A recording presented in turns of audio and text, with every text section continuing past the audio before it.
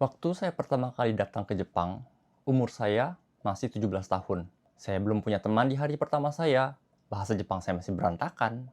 Dan tentu saja, suatu hari saya mau jadi apa, saya juga nggak tahu. Tapi setelah hari itu, 16 tahun sudah berlalu. Dan hari ini, saya masih ada di Jepang. Itu bukan karena saya terpaksa, tapi saya ingin berbagi cerita kepada kalian yang mungkin ingin mengejar mimpi kalian ketika kalian masih muda. Ini bukan cerita tentang kesuksesan, tapi saya hanya ingin berbagi pengalaman cerita saya 16 tahun di Jepang dan masih akan berlanjut.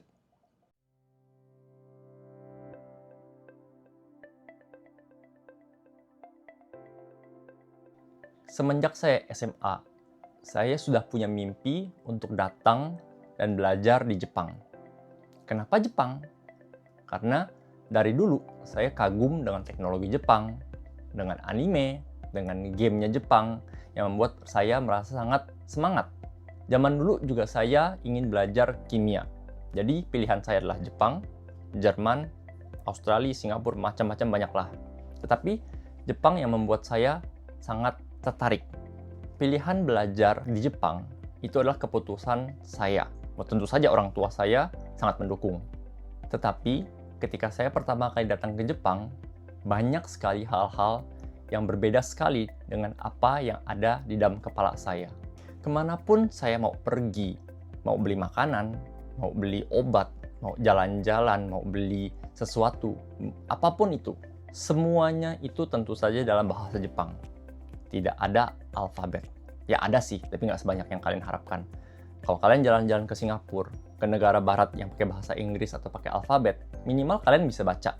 Oh, bacanya seperti ini, kamu nggak tahu artinya apa, tapi nggak apa-apa. Kalau kamu di Jepang, apa yang kamu lihat itu semuanya adalah huruf kanji. Hiragana, katakana, kanji.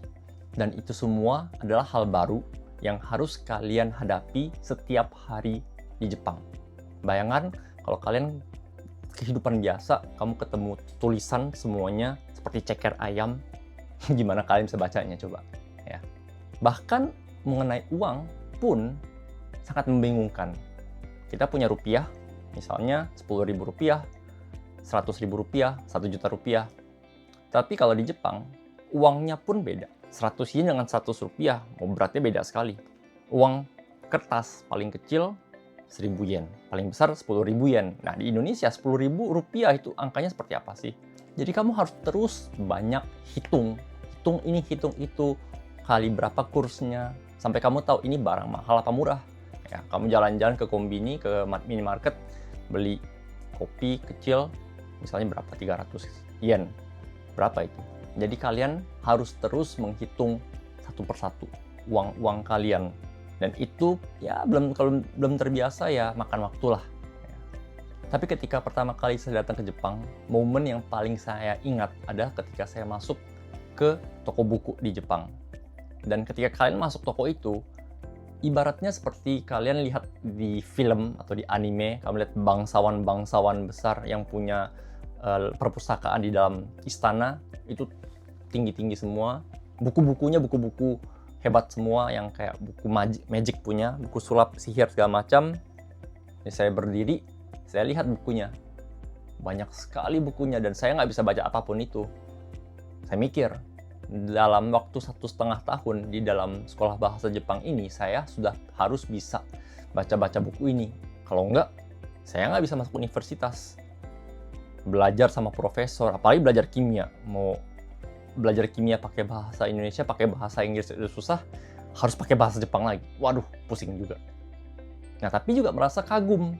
Wah, orang Jepang hebat ya, mereka semua punya bahasa sendiri, mereka bisa punya teknologi sendiri, dan saya juga ingin belajar dari mereka. Dan juga tinggal di Jepang, kamu sudah tahu, bisa kerja sambilan, part-time job. Atau dalam bahasa Jepang itu adalah arubaito. Nah, saya juga zaman dulu di sekolah bahasa Jepang, saya kerja 1 hari 3 jam pagi, jam 9, jam 10, sampai jam 12, jam 1. Kemudian kerja di toko bento, jadi buat masak, makan kotak ya. Setelah itu saya selesai kerja, saya pergi ke sekolah 4 jam belajar di sana, dan pulang ya naik sepeda dari sekolah ke rumah, ke asrama, setengah jam, sambil strolling park, taman-taman yang bagus-bagus di Jepang, santai.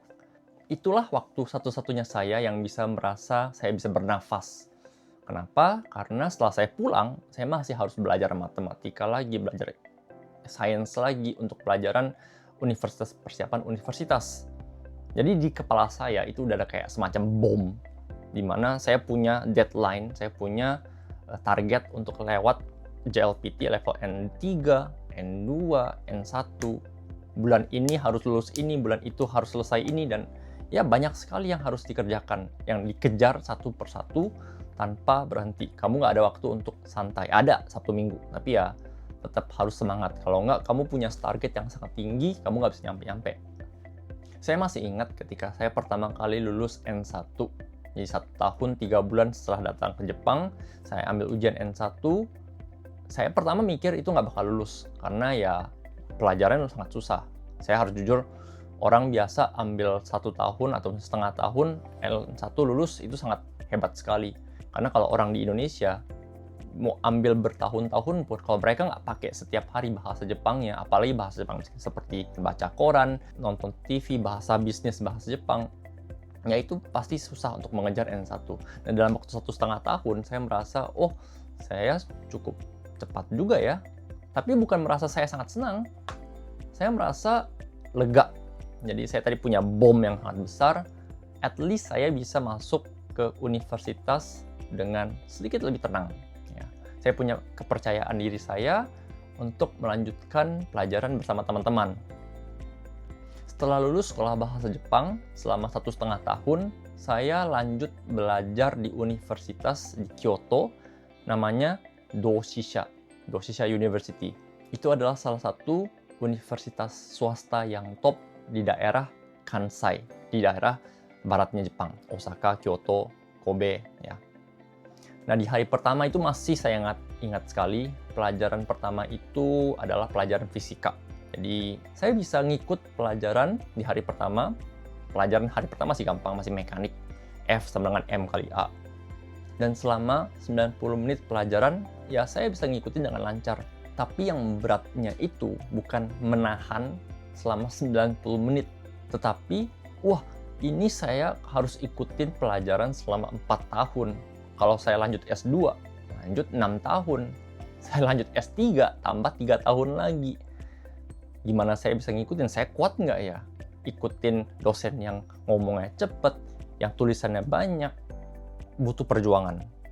Saya masih ingat sama teman-teman saya punya banyak teman-teman Jepang. Saya punya geng 15 orang-orang Jepang semua. Ketika kita makan siang, kita ngobrol semua. Ketika udah masuk momen ujian akhir semester, kita kumpul semua, belajar di perpustakaan, belajar di rumahnya siapa. Dan di akhir semester, saya tentu saja lulus pelajarannya itu, dan sampai S1, S2 tidak ada masalah, saya bisa melanjutkan pelajaran saya dan riset saya sampai lulus. Setelah lulus S2, saya sempat balik ke sekolah bahasa Jepang. Saya mengajar selama 2 tahun, mengajar untuk matematika atau kimia, fisika, biologi. Jadi sekolah bahasa Jepang itu basically cuman siapin bahasa Jepangnya saja. Tapi untuk matematika dan pelajaran IJU lainnya, kamu harus berjuang sendiri. Dan itu yang sudah saya alami zaman dulu. Dan saya merasa saya bisa mengajar mereka untuk mendapatkan mimpi belajar di universitas di Jepang. Tetapi setelah 2 tahun saya kerja di sekolah bahasa Jepang, saya merasa kayaknya yang mau saya kerjakan itu nggak cuman mengajar di sini. Kebetulan zaman COVID ya, ada corona dan kita tidak bisa punya banyak pilihan. Saya langsung banting setir karir saya dan saya diterima bekerja di dunia kopi. Ini bukan untuk kayak cafe barista, bukan, tapi seperti trading house, trading office. Perusahaan ini adalah perusahaan luar negeri, perusahaan Swiss. Dia punya cabang di Jepang. Saya kerja di Kobe, di sananya, di perusahaannya sebagai trading assistant beberapa tahun, dan sekarang jadi trader. Saya juga bantu misalnya mengenai SNS-nya mereka, mengenai Instagram, website, blog misalnya. atau misalnya persiapan marketing material. Tentu saja saya juga banyak trading kopi, jual beli, ekspor impor. Ya. Ketika saya mencari kerja dan ditawari perusahaan kopi ini, saya mikir, saya nggak punya pengetahuan ekonomi yang super duper hebat, nggak punya pengetahuan bisnis yang hebat. Yang saya punya cuma bahasa Indonesia, bahasa Inggris, bahasa Jepang, dan ya skill kimia lah yang nggak tahu bisa dipakai apa enggak. Tapi ya saya juga penasaran, dunia kopi itu seperti apa sih? Kamu biasa kalau kopi ke Starbucks beli satu cup black, itu siapa yang bawa kopi? Siapa yang tanam kopi? Siapa yang roast kopi? Harganya berapa sih? Jadi ya pertanyaan-pertanyaan itu yang sangat menarik bagi saya, dan itu juga worth untuk dicoba. Dunia ini mungkin menarik lah, tapi rasa penasaran itu juga membuat saya bisa bertahan sampai hari ini. Saya sudah bekerja di perusahaan kopi ini selama 6 tahun ya, jadi saya mulai dari 2020, sekarang 2026 bulan Juni. Saya masih ingat ketika COVID, jadi kita nggak bisa keluar negeri untuk training. Jadi setelah COVID sudah selesai, 2 tahun berikutnya, tahun 2023 ya, 3 tahun berikutnya artinya, saya jalan ke Kolombia dan Guatemala untuk training pertama kali di Origin selama total 2 minggu. Sampai sana ya banyak cerita lah. Hari pertama koper saya langsung hilang. Kemudian saya nggak tahu di negara ini yang nggak bisa bahasa Inggris, bahasa Spanyol saya yang sepotong-sepotong.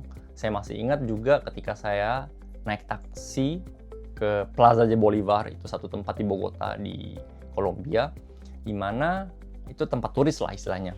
Nah, ketika saya naik taksi itu, saya mikir, gila, gua di Kolombia ngapain ini?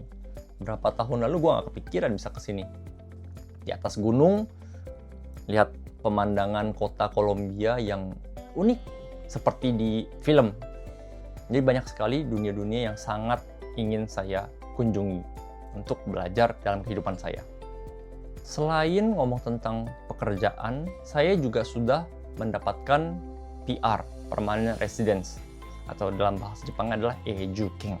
Untuk mendapatkan ini, saya minimal harus kerja 5 tahun, bayar pajak di Jepang, dan harus stay at least 10 tahun. Setelah mendapatkan PR, tahun berikutnya itu saya ketemu dengan pacar saya, dan sekarang menjadi istri saya. Kita menikah 2 tahun lalu, dan tahun ini saya sedang menantikan anak pertama saya.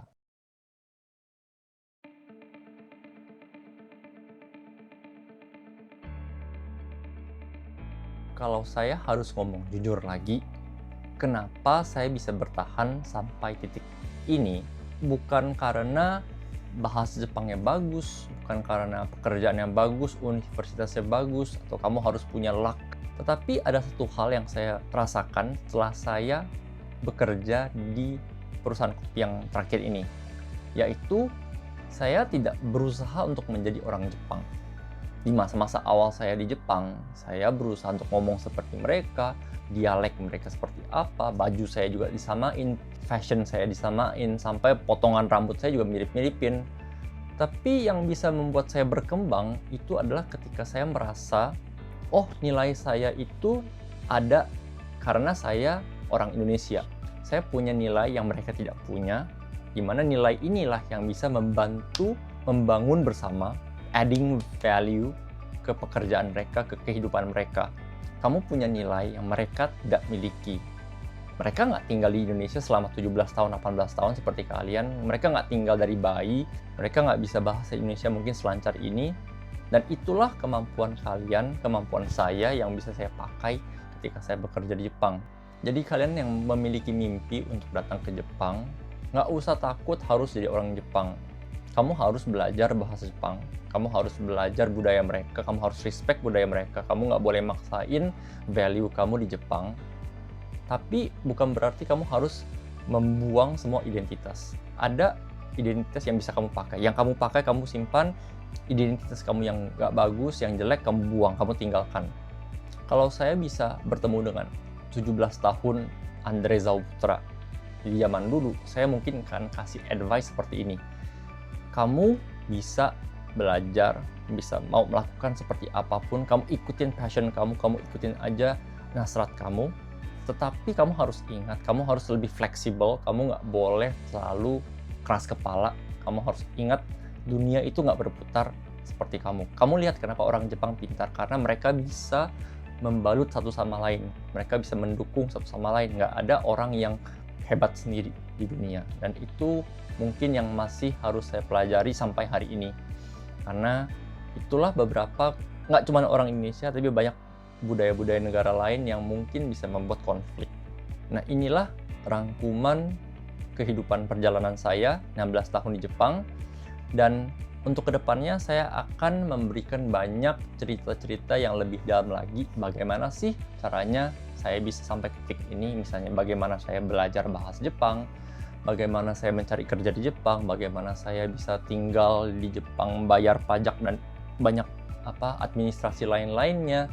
Dan bagi kalian yang misalnya memiliki mimpi yang sama tapi nggak tahu bagaimana mulainya, kamu bisa share pengalaman kalian, masalah kalian, mungkin saya bisa membantu lewat komen atau misalnya lewat apapun. Mungkin suatu hari saya buat perusahaan, saya nggak tahu. Tapi ya kita lihat saja, kalian ada di tahap mana, kamu share, dan semoga teman-teman kalian yang di Indonesia yang merasa memiliki mimpi yang sama bisa bergabung dan kita bisa mencapai mimpi bersama dengan baik. Oke, saya akan tunggu kalian di video-video berikutnya. Jangan lupa subscribe dan turn notification yang akan notifikasi kalian, dan kita akan ketemu berikutnya.